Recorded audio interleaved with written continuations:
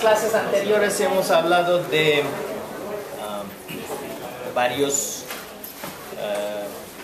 vimos varios ejemplos de seguros a lo largo de la historia. Entonces, aquí que vamos a enseñar es retomando ese tema de lenguaje de seguros y vemos históricamente qué estaba pasando en el pasado y regresamos con nuestra historia de los barcos.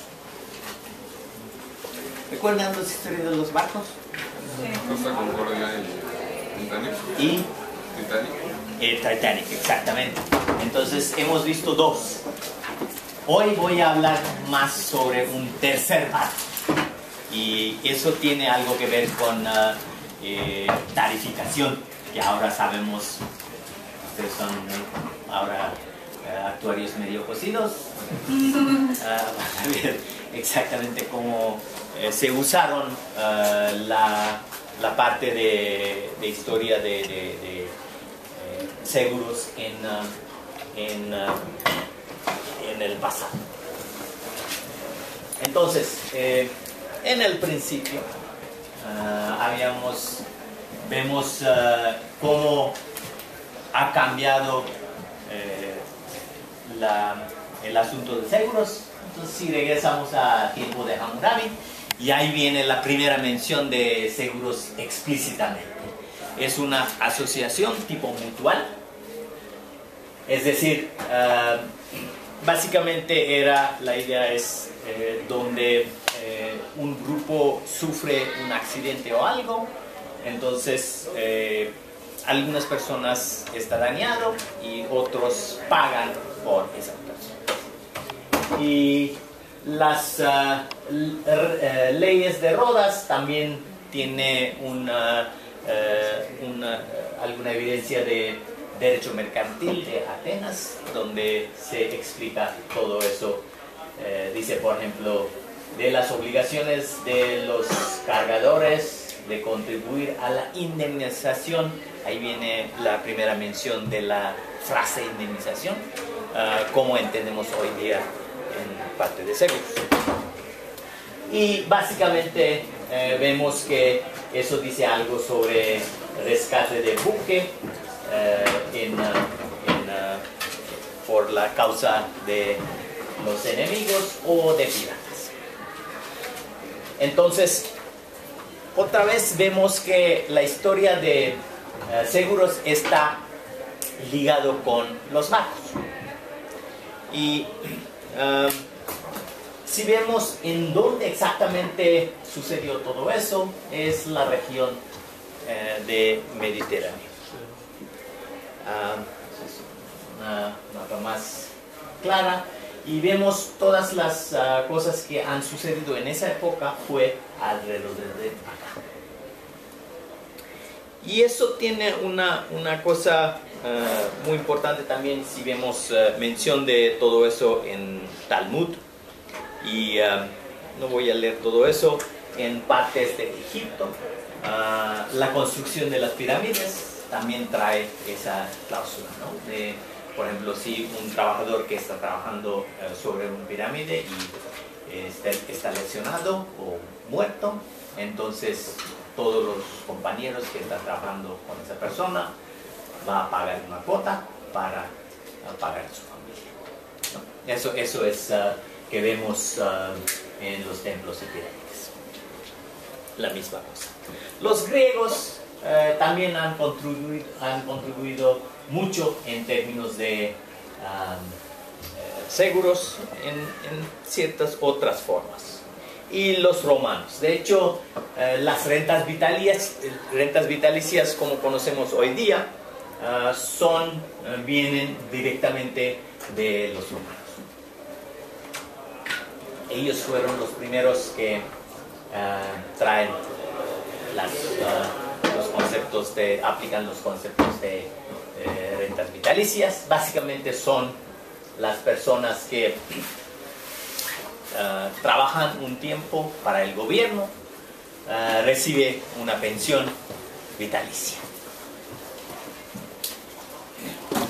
Y hay varias otras cosas que también vemos en ese ámbito.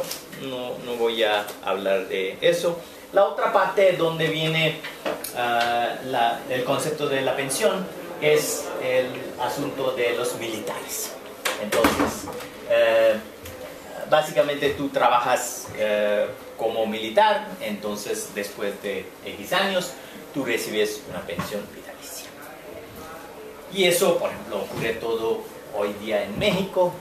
Si tú estás trabajando en las Fuerzas Armadas, tú tienes que trabajar al menos 20 años para tener una pensión. Si trabajas menos de 20 años, recibes una compensación única y adiós, ¿no? Pero si trabajas más de 20 años, entonces tú recibes. Y eso también viene de los tiempos romanos.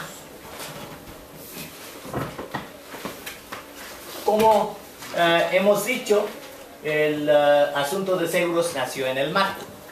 Y eso vimos por qué Veracruz fue el primera ciudad donde vemos el concepto de seguros, ¿no? En el contexto mexicano. Relacionado con eso también hubo otro desarrollo que cambió el mundo en una manera fundamental. Y eso es el nacimiento de las corporaciones. Es decir, las compañías grandes, por ejemplo, East India Company, Hudson Bay Company, son las compañías que nacieron en el siglo XVII. ¿Y qué hicieron ellos? Ellos estaban... las compañías que construyeron seguros, en cierta forma son seguros, y lo que fue es el siguiente. Esas compañías estaban en negocio de barcos. Básicamente, ¿qué hicieron? Dijeron, bueno, tenemos que juntar dinero para fondear un viaje de un barco grande. Entonces, ¿cómo vamos a fondear eso? Antes era cada persona que el dueño de un barco fondeaba su propio barco.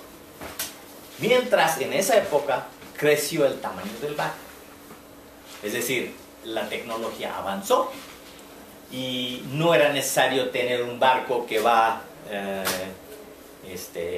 100 kilómetros. Esos barcos andaban miles de kilómetros. Por ejemplo, en East India Company se llevaba barcos de Inglaterra a la India, a Indonesia, China, etc. Pero para fondear este tipo de barco necesitaba un capital grande. Entonces, ¿cómo vino el capital? Básicamente ellos solicitaron a la gente diciendo, tú aportas $1 cada uno y tú eres parte del dueño de un barco. ¿Sí me explicó?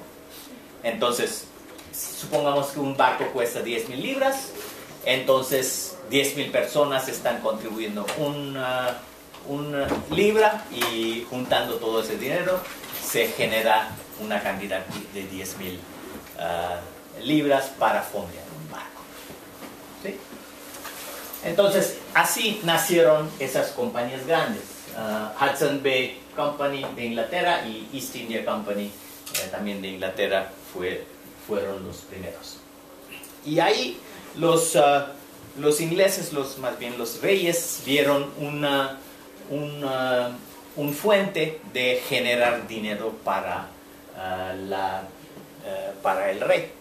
Y eso fue que cuando va un barco, en esa época había piratas, había otros peligros en el mar.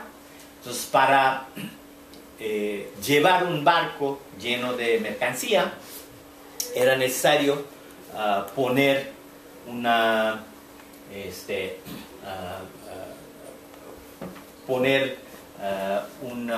ejército para que lleva el barco para su paseo, ¿no? Entonces la idea era proteger la mercancía. ¿Y quién protege eso? Obviamente el ejército. Obviamente el ejército no es gratis. La compañía tenía que pagar al rey para que llevan su barco con las escoltas, digamos, ¿no? Y eso es la idea de Royal Charter. Entonces te doy un permiso para que tú puedas hacer eso y tú llevas el barco con la mercancía y te damos esa protección. En cambio, tú me pagas una cuota. ¿Okay? Y eso fue el primer tipo de impuestos sobre esos barcos, ¿no? Así vino esa parte. Entonces, para hacer este tipo de cosas, tenemos que tener bien definidos los contratos. ¿Contratos de qué? Contratos seguros en cierta forma. Lo que vamos a enseñar ahora es la parte de un contrato. Y eso es un contrato muy viejo de 1347 que descubrieron hace unos años. Y vamos a leer todo ese contrato cuidadosamente para ver exactamente qué dice el contrato. De hecho, el contrato es nada más, nada menos que el contrato de seguros. ¿Okay? Entonces, dice: en el nombre de Dios, amén, yo, Giorgio, ciudadano genovés, declaro a ti, Bartolomeo, haber recibido de ti en préstamo gratuito 107 liras genoveses. Prometo por contrato solemnemente reembolsarte 107 liras, en el plazo de 6 meses, si tu velero denominado Santa Chiara, actualmente dispuesto a partir de puestos de Génova, habría navegado viaje regular a Mallorca. Entonces, ¿qué está asegurando? Un barco específico, no cualquier barco. ¿Okay?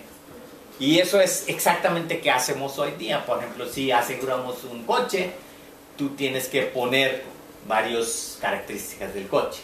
Por ejemplo, si tú estás diciendo que es un Rolls Royce, tú tienes que comprobar si es un Rolls Royce. Tú no puedes tomar un bocho y decir, bueno, aquí está mi Rolls Royce. No va a funcionar.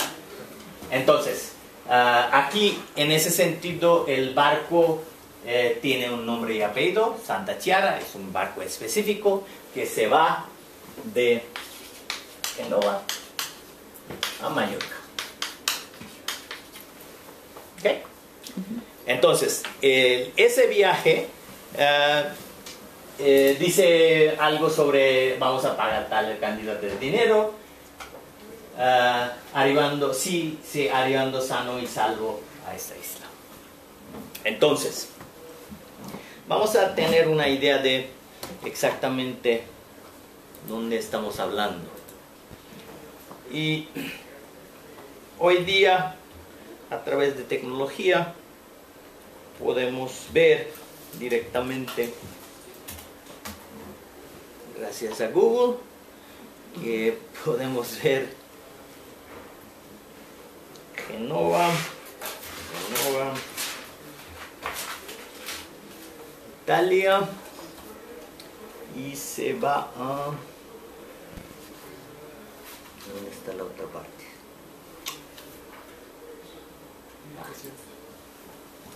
Entonces vamos a Mallorca.